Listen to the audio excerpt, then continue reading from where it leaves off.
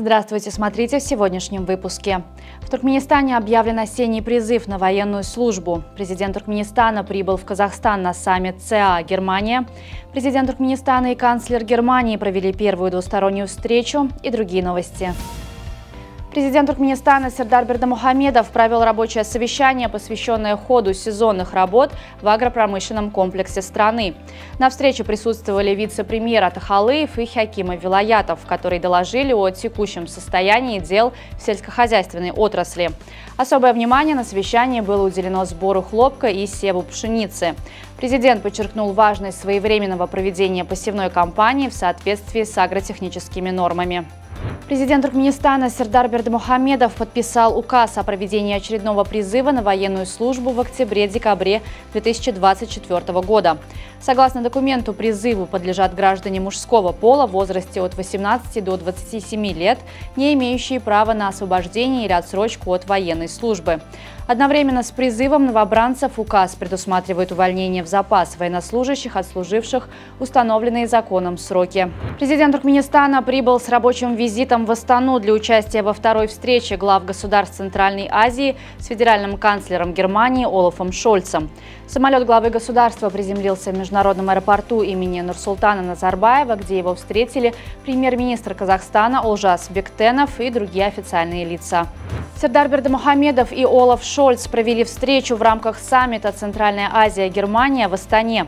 Стороны обсудили ключевые вопросы межгосударственного сотрудничества и выразили взаимное удовлетворение развитием туркмено-германских отношений.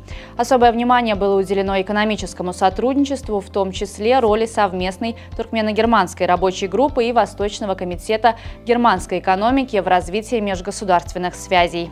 В научно-исследовательском институте зерноводства Министерства сельского хозяйства Туркменистана созданы 3 новых сорта озимой пшеницы – Сердар, Аркадак и Фраги. Новые сорта пшеницы были представлены в рамках недавнего заседания Межправительственного координационного совета по вопросам семеноводства СНГ, проходившего в Туркменистане. В Ашхабаде в здании МИД состоялся брифинг, посвященный результатам инвестиционного форума Туркменистана, прошедшего 10-11 сентября. Рашид Миредов в своем выступлении отметил результативность инвестиционного форума, объединившего представителей государственных структур, международных организаций, финансовых институтов, а также десятки местных и зарубежных компаний. Особое внимание на брифинге было уделено церемонии закладки и запуска важных энергетических, транспортных и коммуникационных инфраструктурных проектов с участием Туркменистана и Афганистана. ОАЭ вводит инновационную услугу для туристов – бесплатная eSIM с 10 гигабайтами интернета.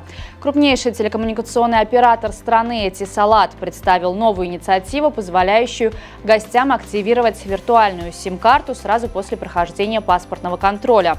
Туристам достаточно будет отсканировать QR-код и пройти быструю процедуру распознавания лица. Эта услуга доступна в течение первых 24 часов пребывания, что позволяет путешественникам немедленно связаться с близкими и получить доступ к необходимым онлайн-сервисам. Группа международных палеонтологов назвала Сахару времен мелового периода самым смертоносным местом в истории Земли. Согласно их выводам, ни одно живое существо не смогло бы выжить в этом регионе 100 миллионов лет назад. Ученые описывают ужасающую экосистему, населенную гигантскими хищниками. В этой смертоносной среде, по мнению исследователей, не смог бы выжить даже гипотетический путешественник во времени. Футбольный клуб «Алты-Насыр» из Ашхабада прибыл в Багдад для участия в первом раунде Лиги чемпионов АФК-2. Туркменская команда проведет матч против местного клуба Air Force 18 сентября на международном стадионе Аль-Мадина.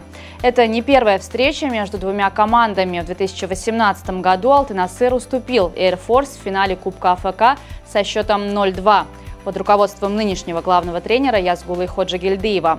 Перед предстоящим матчем «Алты-Насыр» провел первые тренировочные занятия в Багдаде. Начало матча ожидается в 23:00 по ашхабадскому времени. В столице Туркменистана начались соревнования за Кубок страны по теннису, собравшие 113 спортсменов из Ашхабада, Дашогузского, Лебабского и Марийского вилаятов. Турнир, проходящий на кортах многофункционального стадиона Ашхабад, привлек 59 юношей и 54 девушки в возрасте от 13 лет и старше. Кубок Туркменистана является одним из ключевых ежегодных теннисных событий в стране. По его итогам будет сформирован состав национальной сборной. Завершение турнира запланировано на 22 сентября. На сегодня это все. Желаю вам хорошего завершения дня. Увидимся завтра. И не забывайте, что Туркменпортал – ваш самый надежный источник новостей.